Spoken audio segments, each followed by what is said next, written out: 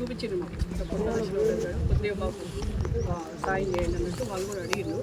అయితే అడిగితే పై అధికారుల ఆదేశాల మేరకు మేము కూడా తప్పకుండా చేస్తాం సార్. కాకపోతే ఒక్కటి మాత్రం ఒక్క పంపు రన్ కావాలి, ఎందుకంటే కొంచెం పరిస్థితులు కొంచెం అన్నీ ఉన్నాయి కాబట్టి ఒకటి మనం పంపిద్దాం. ఒకటి రెస్టోర్ అవుతుంది.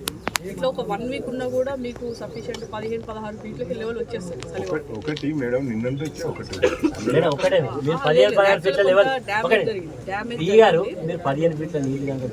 నిజంగా మిమ్మల్ని మేము ఎంత అభినందిస్తాం. చాలా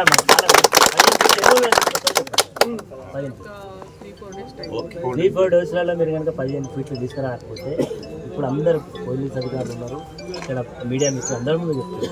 మళ్ళీ మేము వచ్చి మాత్రం డైరెక్ట్గా వాళ్ళు ఎన్ని కేసులైనా పెట్టుకోండి, కాలం వల్ల కొడుతాం మీ మోటార్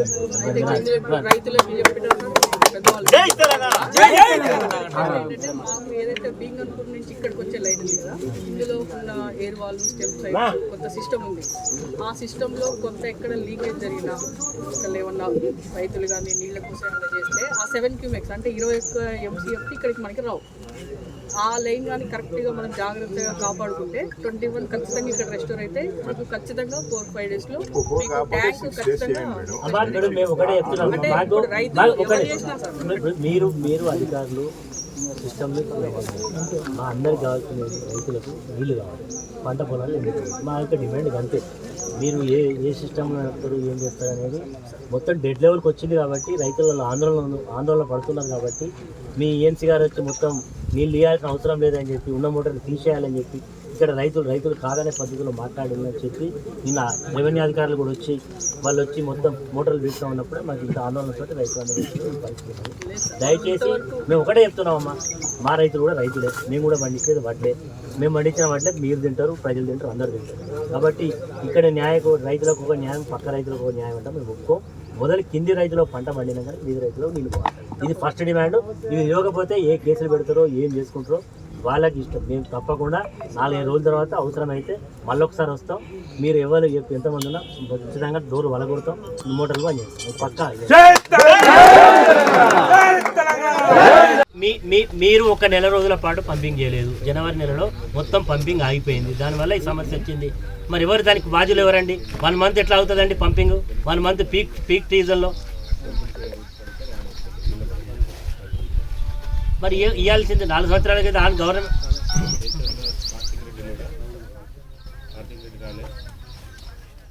మరి అందుకొరకే ఇప్పుడు మాకు వాళ్ళకి ఇచ్చే 4 కోట్ల 5 కోట్ల ఎవరైనా గవర్నమెంట్స్ వస్తుంటాయి పోతుంటాయి, కానీ మీరు పార్ట్ ఆఫ్ ది గవర్నమెంట్ నడిపేటోళ్ళు మీరు. అందుకొరకే ఎగ్జిక్యూషన్ పవర్స్ మీరే కదా, ఓన్లీ మీరు ఎగ్జిక్యూషన్ మీరే కదా, మీరే కాంట్రాక్టర్ డిసైడ్ చేయాలి, వాళ్ళతో పని చేయించాలి, నీళ్ళు పంపింగ్ చేయించాలి. పోయిన నెలలో జనవరి నెలలో మరి ఏం చెప్తారు? వానికి పర్సెంటేజ్లు ఇస్తేనే పనులు అవుతానంట. మేమేం చెప్తున్నాం మరి? అది ముందిత్తే అయిపో కదా, బంద్ కాక ముందు ఇత్తే అయిపో కదా. నెల రోజులు అయితే టైం కలిసి వచ్చు కదా. 1 మంత్ టైము పీక్ టైం పోయింది. జనవరి నెల అంతా పంపింగ్.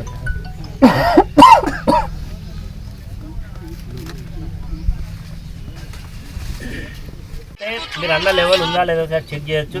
మీరు ఎవరైనా మీ డీని పంపండి, మీ ఈని పంపండి, ఎవరైనా పంపండి. మీ డీనో ఈని పంపండి. నేను ఇక్కడనే ఉన్నా, మీరు పంపండి. మీ వాళ్ళు వస్తానే మేము చేస్తాం ఇక్కడ.